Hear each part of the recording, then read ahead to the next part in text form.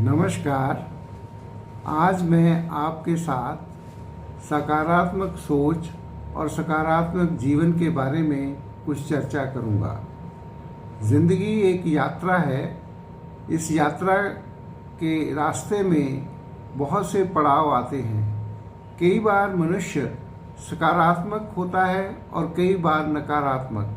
हमारी मनोस्थिति बदलती रहती है और इस बदलती हुई मनोस्थितियाँ और परिस्थितियाँ और हमारे ऊपर, हमारे इर्द गिर्द के वातावरण का जो प्रभाव होता है वो हमें कई बार निराशा के गर्त में ढकेल देता है। ज़िंदगी जीने के लिए बहुत ज़रूरी है कि हम हमेशा ही सकारात्मक रहें। अगर हम सकारात्मक रहेंगे और हमारी सोच अगर सकारात्मक होगी तो हम हमेशा ही खूबसूरत ज़िंदगी जिएंगे। एक शायर ने कहा है, क्यों डरे ज़िंदगी में क्या होगा, क्यों डरें ज़िंदगी में क्या होगा, हर वक्त क्यों सोचें कि बुरा होगा। बढ़ते रहें मंजिलों की ओर हम, बढ़ते रहें मंजिलों की ओर हम, कुछ भी ना मिला तो क्या तजर्बा तो क्या नया होगा, तजर्बा तो नया होगा। हर एक घटना जो है वो हमें अच्छाई और बुराई दोनों अपने साथ लिए होती है। प्रत्येक घटना वस्तुस्थिति उसकी कोई भी रही हो, लेकिन उसमें ये दोनों पहलू साथ होते हैं।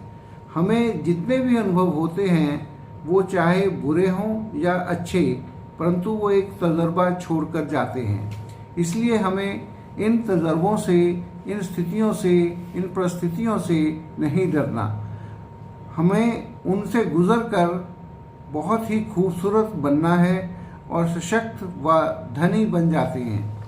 हमारे यहाँ तो यह मान्यता है, क्योंकि हम अमर हैं, इसलिए इस जन्म के कर्म और अनुभव हमारे संचित करके अगले जन्म में भी हमारे साथ जाते हैं। कबीर ने भी कहा है, करत करत अभ्यास के जन्मत होए सुजान, कि जितने भी हमारे अभ्यास होते हैं या हमारे तजुर्बात होते हैं वो हमें अच्छा बनाते हैं और अच्छा बनाकर ही हमें जीवन यापन करने के काबिल बनाते हैं।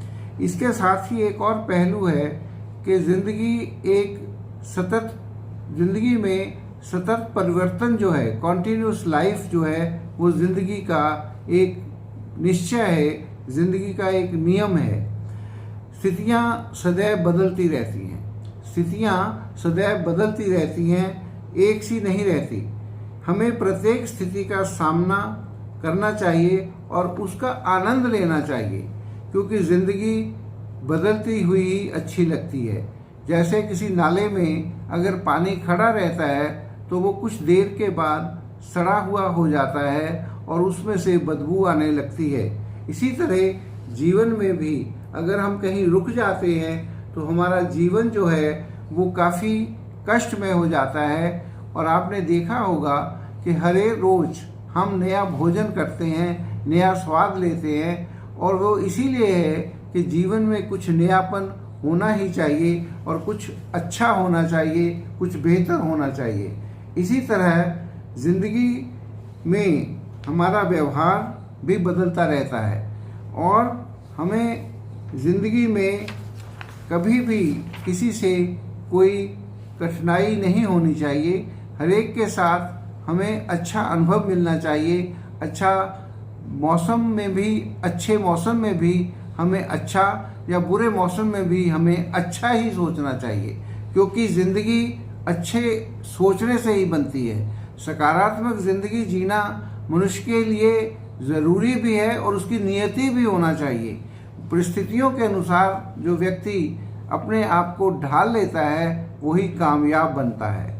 इसके साथ ही एक और स्टेप है, वो है क्षमा करिए और भूल जाइए। Forgive and forget.